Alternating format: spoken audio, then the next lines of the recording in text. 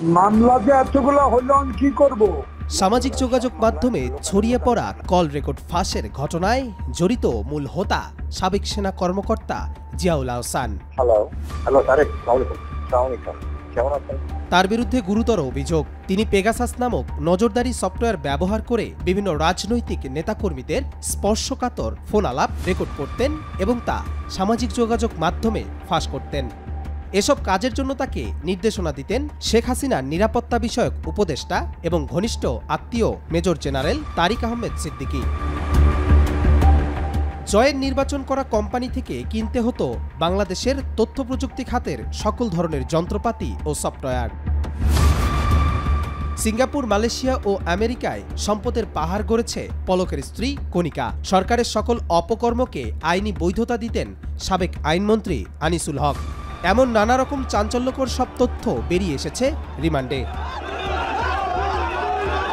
বেরিয়ে আসছে চাঞ্চল্যকর নানা তথ্যের একের পর এক কল রেকর্ড ফাঁস, ভয় দেখিয়ে মুখ বন্ধ করে রাখা, আয়নাঘরের কনসেপ্ট সাজানো, শাপলা চত্বরে আক্রমণ ও হত্যাযজ্ঞ চালানো, বিশেষভাবে উদ্দেশ্য প্রণোদিতভাবে অন্যের কথাকে আড়ি পেতে শোনার যন্ত্র পেগাসাস ক্রয়, অসংখ্য মানুষকে গুম, খুন, বিচার বহির্ভূত হত্যাকাণ্ডের অভিযোগ রয়েছে চাকরি খোয়ানো এই সেনা কর্মকর্তা জিয়াউল আহসানের বিরুদ্ধে।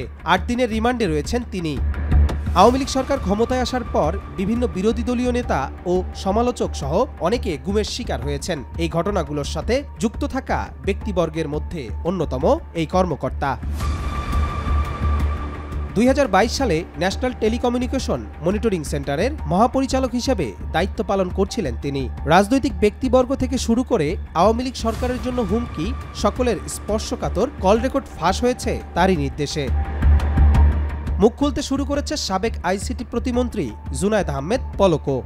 বাংলাদেশের তথ্য প্রযুক্তি খাত থেকে হাজার হাজার কোটি টাকা আত্মসাৎ করেছেন জুনায়েদ আহমেদ পলক ও সজীব ওয়াজেদ জয় সিন্ডিকেট। পলকের স্বীকারোক্তি মতে শেখ হাসিনার ছেলে সজীব ওয়াজেদ জয়, শেখ রেহানার ছেলে রেদওয়ান সিদ্দিক ববি, সাবেক বিদ্যুৎ ও জ্বালানি প্রতিমন্ত্রী নজরুল হামিদ, সাবেক পররাষ্ট্র প্রতিমন্ত্রী শাহরিয়ার আলম সহ সিআরআই সিন্ডিকেট মহাদুর্নীতির উৎসব চালিয়েছে বাংলাদেশে। এদের মাধ্যমে দেশের বাইরে পাচার হয়েছে হাজার হাজার কোটি টাকা। পলকের স্বীকারোক্তি অনুযায়ী জানা যায়, সজীব ওয়াজেদ জয়ের কোনো সিগন্যাল ছাড়া বাংলাদেশের তথ্য প্রযুক্তি খাতে কোনো কাজই হতো না। সরকারের সকল অপকর্মকে আইনি বৈধতা দিতেন সাবেক আইনমন্ত্রী আনিসুল হক। আর হাজার হাজার কোটি টাকার অর্থনৈতিক কেলেঙ্কারি, শেয়ার বাজার ও ব্যাংক লুটের সাথে জড়িত সালমান এফ রহমান। রিমান্ডের প্রথম দিনেই বাংলাদেশের তৈরি অনাকাঙ্ক্ষিত পরিস্থিতির জন্য সাবেক স্বরাষ্ট্রমন্ত্রী আসাদুজ্জামান খান কামাল, আওয়ামী লীগের সাধারণ সম্পাদক, সাবেক সড়ক ও সেতু পরিবহন মন্ত্রী ওবায়দুল কাদেরের ওপর দোষ চাপিয়ে দেন তারা। আন্দোলনের শুরু থেকে আইনমন্ত্রী ছাত্রদের সাথে সমাধানের দিকে যেতে চাইলেও স্বরাষ্ট্রমন্ত্রী আসাদুজ্জামান খান কামাল ও আওয়ামী লীগের সাধারণ সম্পাদক, সাবেক সড়ক ও সেতু পরিবহন মন্ত্রী ওবায়দুল কাদেরের কারণে সেটি সম্ভব হয়নি।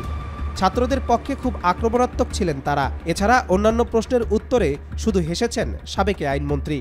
তিনি রিমান্ডে বলেছেন, শেখ হাসিনা তাকে যে গাইডলাইন দিয়েছেন তিনি আইনমন্ত্রী হিসেবে সেই গাইডলাইনকে ফলো করেছেন মাত্র। শেখ হাসিনার উপদেষ্টা সালমান এফ রহমান এখনও ঘোর কাটিয়ে উঠতে পারেননি।